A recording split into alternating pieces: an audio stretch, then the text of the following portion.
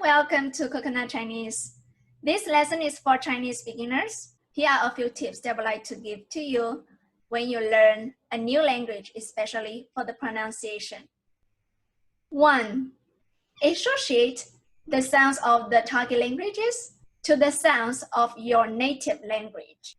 For example, if English is my target language, and then the word why, and I try to associate the pronunciation, the sound of why to my mother language, my native language, which is Chinese, and then I can associate with a word, why.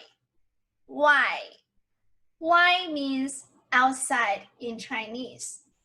Open your mouth widely like a dentist asks you to do so.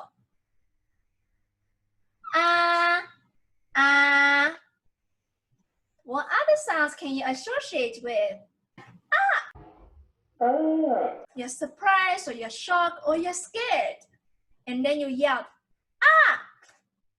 In that way, that helps the sound stick in my head. And next time when I pronounce the word, I can easily pronounce it.